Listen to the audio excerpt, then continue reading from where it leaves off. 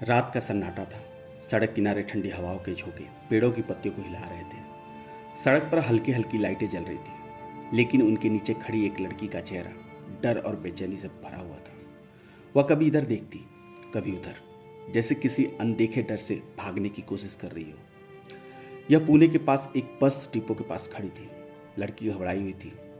उसके हाथ कांप रहे थे, उसकी सांसें तेज थी, मानो कोई बहुत बुरा हादसा उसके साथ हो चुका हो। वह समझ नहीं पा रही थी कि क्या करें, किससे मदद मांगे। उसके कानों में अब भी कुछ भयानक आवाजें गूंज रही थी। उसकी आंखों के सामने बीते कुछ घंटों की यादें किसी डरावने सपने की तरह चल रही थी। आखिरकार उसने हिम्मत जुटाई और अपने घर जाने के लिए बस पकड़ी। बस की सीट पर बैठते ही उसकी आंखें भारी होने लगी, लेकिन दिमाग में चल रही उथल पुथल उसे सोचने नहीं दे रही थी। अचानक उसे अपनी दोस्त की याद आई। उसने जल्दी से फोन निकाला और कांपते हाथों से नंबर डायल किया। हेलो, उधर से दोस्त की आवाज आई। लड़की की आवाज थरथरा रही थी, उसकी सांसें उखड़ी हुई थी। मुझे नहीं पता क्या करूं, कुछ बहुत बुरा हुआ है। तू रो क्यों रही है, क्या हुआ? दोस्त ने घबराते हुए पूछा। लड़की के आंसू अब थम नहीं रहे थे। वह सुबकते हुए बोली, मुझे कुछ समझ नहीं आ रहा है, लेकिन जो हुआ है बहुत गलत हुआ है। दोस्त ने बिना देरी किए कहा, सीधे पुलिस चौकी जा, जो हुआ पुलिस को बता। लड़की ने हिम्मत जुटाई और पुलिस चौकी पहुंची। वह कांपते हुए उसने पूरी कहानी पुलिस के सामने रख दी। जैसे ही पुलिस ने उसकी बातें सुनी, पूरे महकमे में हलचल मच गई। महाराष्ट्र के राजनीति में तूफान आ गया। सत्ता के दोनों पक्ष आपस में टकराने लगे। आखिर वो कौन सा सच था जो लड़की ने बताया? ऐसा क्या हुआ था जो पूरे राज्य में हड़कंप मच गया? दोस्तों, पूरी कहानी सुनाने से पहले आपसे हाथ जोड़कर आग्रह है कि अगर आप धर्म द स्टोरी टेलर परिवार से पहली बार जुड़ रहे हैं तो प्लीज़ चैनल को सब्सक्राइब कर दें। इस स्टोरी के माध्यम से धर्म द स्टोरी टेलर परिवार आपका चैनल पर हार्दिक अभिनंदन करता है। नमस्कार, आदाब, सत श्री अकाल। स्वागत है आपका अपना चैनल धर्म द स्टोरी टेलर। उम्मीद है आप सभी अच्छे होंगे, आपकी फैमिली अच्छी होगी। आप अपना और अपनों का ख्याल रखें। पुणे में एक महिला के साथ ऐसी वारदात हुई जो आपको हिला कर रख देगा। पीड़ित युवती पुणे में एक अस्पताल में काउंसलर के रूप में काम करती है। घटना के दिन वह पलटन स्थित अपने घर जाने के लिए स्वारगेट बस डिपो के पास पहुंची थी।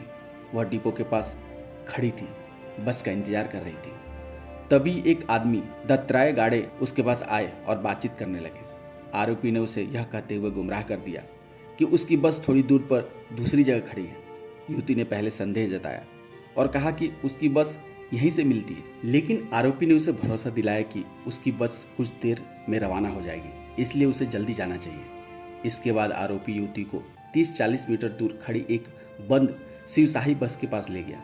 युवती को अंधेरे में खड़ी बस देखकर शक हुआ और उसने सवाल किया कि बस की लाइटें क्यों बंद हैं। इस पर आरोपी ने झूठ बोला कि रात भर की यात्रा करने के कारण यात्री सो रहे थे, इसलिए लाइटें बंद रखी गई है। उसने युवती को बस के अंदर जाने के लिए कहा और जैसे ही वह अंदर गई, आरोपी भी उसके पीछे पीछे घुस आया और बस का दरवाजा बंद कर दिया। इसके बाद उसने युवती के साथ जबरदस्ती की। वारदात के बाद आरोपी ने उसे धमकाया कि अगर उसने किसी को बताया तो जान से मार देगा, और फिर वहां से फरार हो गया। डर और सदमे में आई पीड़िता ने सीधे पुलिस स्टेशन जाने के बजाय पलटन जाने वाली बस पकड़ी। बाद में उसने अपने दोस्त को फोन किया और पूरी घटना के बारे में बताया।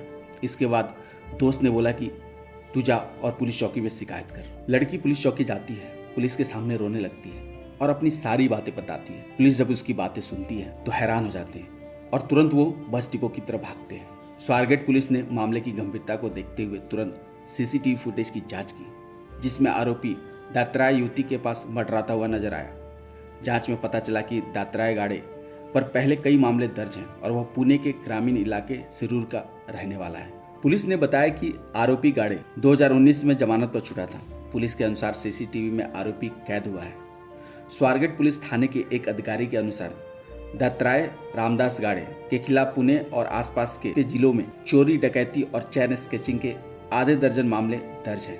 पुलिस अधिकारियों ने बताया कि गाड़े 2019 में एक अपराध में जमानत पर बाहर था। अधिकारियों ने बताया कि 2024 में गाड़े के खिलाफ पुणे में चोरी का मामला दर्ज किया गया था और उसे पुलिस थाने बुलाया गया था।